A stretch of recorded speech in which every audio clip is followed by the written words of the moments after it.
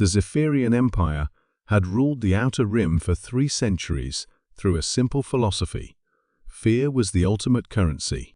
Their massive dreadnoughts cast shadows over entire star systems, and their reputation preceded them like a cosmic plague. No species had ever successfully resisted their iron grip until the day Commander Vex Thul made what would become known as the greatest tactical error in galactic history. The human colony on Kepler 442b was supposed to be routine. A backwater agricultural settlement with barely 10,000 inhabitants, producing grain for the inner worlds. The Zephyrians needed slaves for their mining operations on the dead worlds of the Vega system, and humans had proven surprisingly resilient to radiation exposure. The raid began at dawn, their ships descending like mechanical vultures through the planet's amber sky. Sarah Chen was only 8 years old when the chrome-plated soldiers burst through her family's farmhouse door. She watched from behind the kitchen counter as her parents were dragged away in energy shackles, their faces etched with helpless terror. The little girl with dark pigtails and curious brown eyes didn't scream. She didn't cry. She simply observed, cataloging every detail with an analytical precision that would have impressed her xenobiologist mother. Commander Vex Thul selected the children personally. Young minds adapted faster to servitude, he reasoned, and this particular human spawn seemed especially docile. Sarah allowed herself to be herded onto the transport without resistance, her small hand clutching a worn stuffed rabbit, the only possession they permitted her to keep. The journey to the Vega mining complex took 2 weeks through hyperspace. During this time, Sarah made her first discovery about her captors.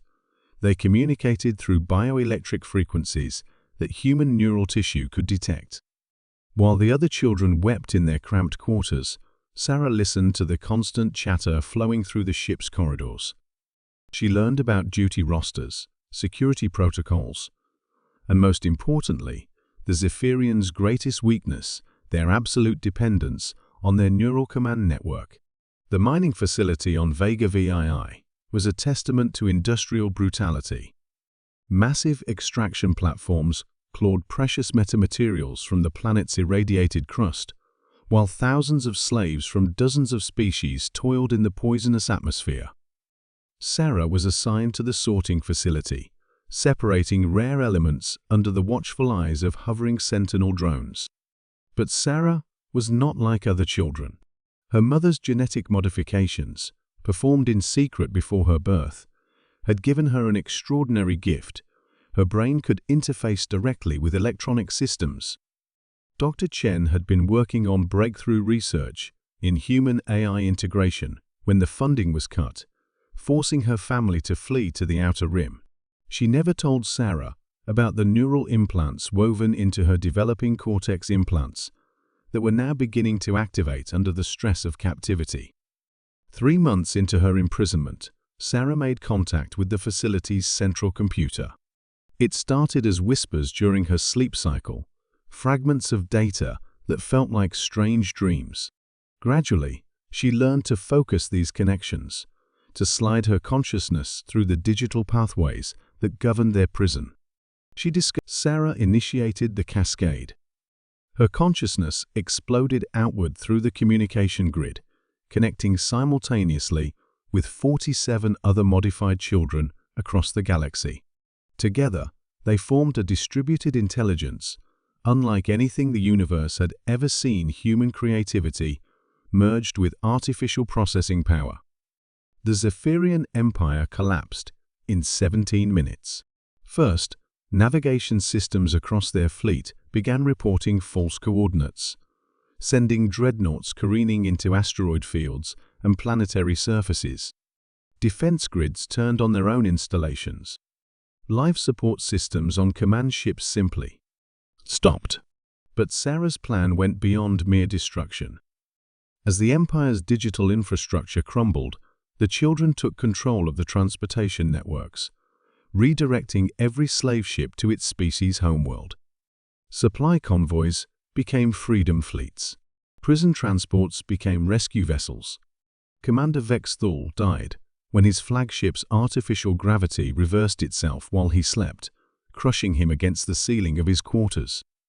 He never learned that his doom had been orchestrated by the small human child he had dismissed as docile livestock months earlier. In the aftermath, as news of the Empire's collapse spread throughout the galaxy, Sarah stood in the observation deck of the transport that was finally carrying her home. The stuffed rabbit was still clutched in her small hands, but her eyes now held the wisdom of someone who had looked into the heart of tyranny and found it wanting.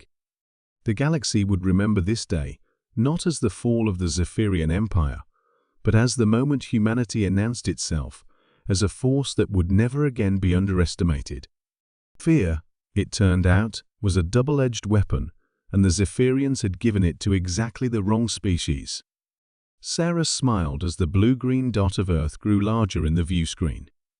She had learned many things during her captivity, but the most important lesson was this: sometimes the smallest voice could topple the mightiest empire, especially when that voice learned to speak in frequencies that no one else expected to hear.